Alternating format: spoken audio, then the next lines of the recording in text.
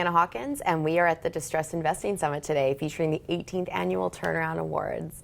I am joined by Sam Berklacich, Director at Rowe Associates. Welcome, Sam. Thank you. Happy to be here.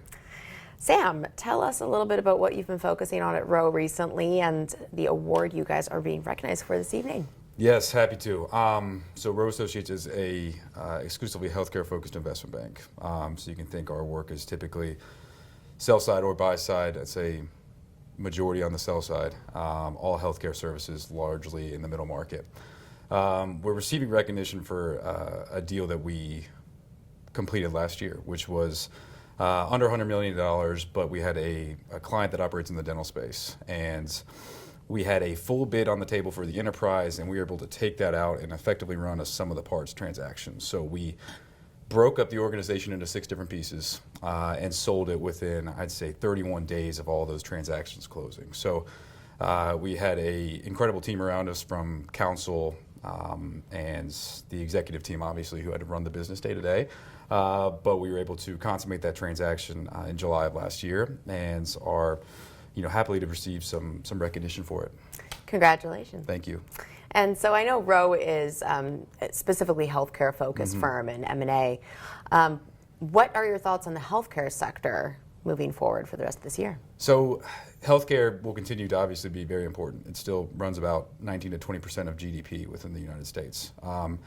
U.S. healthcare is very unique in terms of the dynamics, the regulatory environment, as well as how it is largely fragmented across the United States. So you can think any health system that operates in Florida more than likely does not operate on the West Coast. And so you have a lot of different market asymmetries that happen across the country. So we are excited about the space because it continues to be very dynamic. You continue to bring a lot of very bright and smart people into the space to solve what feels like a very complex problem, which is how do you have, as advanced economy as we do, and we still have the highest per capita spend in healthcare. I believe the next highest is in Europe at about $6,000 per head, and we're operating about $11,000 per head here in the United States.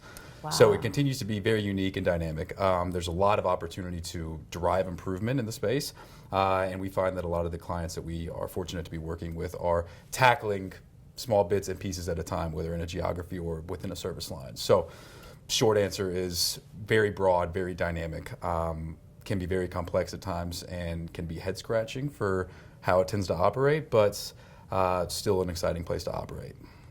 And Sam, you have been promoted recently at Rowe.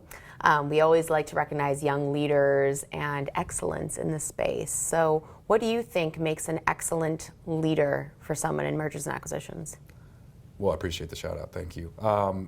It is, to me, the word that always comes up is patience. I think a lot of it is being able to sit down and focus for a little while to make sure that you're in the right place and really evaluating all alternatives. I think there tends to be a notion to move fast and break things a couple times, and to fight that urge and sit back and actually think about what you're doing and contemplate all outcomes, I think proves to be beneficial for me, at least, someone whose first instinct is to move quickly and maybe jump before I've really thought about it. That the patience aspect has taught me to at least calm down and think a little strategically before really making the next move. I would agree with that. Thank you so much for being here today, Sam. Thank you for having us. And you're watching M&A TV.